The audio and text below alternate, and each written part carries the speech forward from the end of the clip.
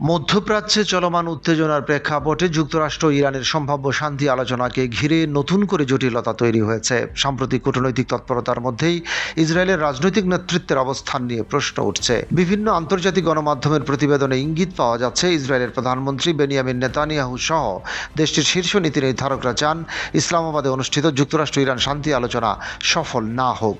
তাদের এই অবস্থানের পেছনে রয়েছে বৃহত্তর সামরিক কৌশল এবং আঞ্চলিক প্রভাব বিস্তারের হিসাব নিকাশ।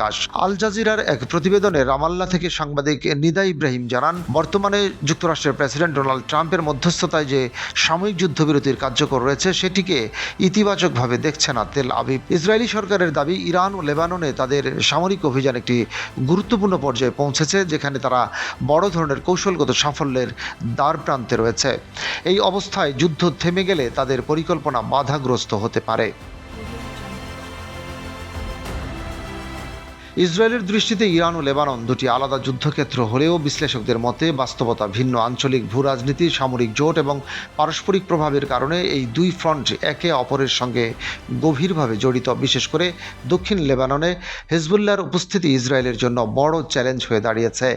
অনেক বিশ্লেষক মনে করছেন, এই অঞ্চলে ইসরায়েল নিজেকে কিছুটা সীমাবদ্ধ অবস্থায় দেখতে পাচ্ছে। এমন পরিস্থিতিতেও ইসরায়েলি নেতৃত্বের বক্তব্যে আক্রমণাত্মক সুর স্পষ্ট। দেশটির প্রতিরক্ষামন্ত্রী ইসরায়েল কাতেজ সম্প্রতি হিজবুল্লাহর নেতা নাইম কাসিমিকে সরাসরি হুমকি দিয়ে বলেন, তাকে চরম মূল্য দিতে হবে এবং প্রয়োজনে তাকে হত্যা করা হবে।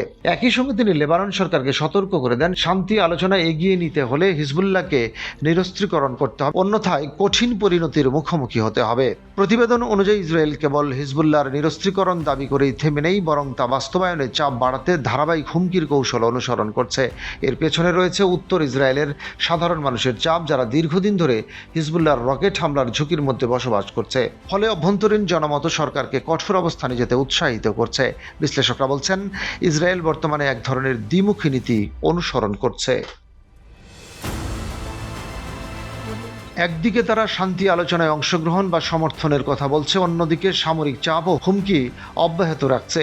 এই কৌশলের মূল লক্ষ্য হচ্ছে যে কোনো পরিস্থিতিতে যুদ্ধের পরিধি বজায় রাখা এবং নিজেদের কৌশলগত সুবিধা ধরে রাখা। এ লক্ষ্যে ইসরায়েল কয়েকটি পদক্ষেপ নিয়েছে বলে জানা গেছে। এর মধ্যে রয়েছে লেবাননের সেনা মোতায়েন অব্যাহত রাখা, অধিকৃত অঞ্চল থেকে সেনা প্রত্যাহারের অনীহা দেখানো এবং এমন যে কোনো কূটনৈতিক সমাধানকে প্রশ্নবিদ্ধ করা যা তাদের সামরিক কার্যক্রমকে সীমিত করতে পারে।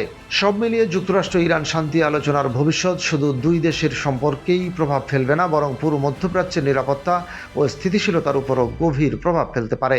আর সেই প্রেক্ষাপটে ইসরায়েলের অবস্থান এখন আন্তর্জাতিক অঙ্গনে বিশেষভাবে গুরুত্ব পাচ্ছে। রশিদ কামাল, বাংলাবাজার পত্রিকা।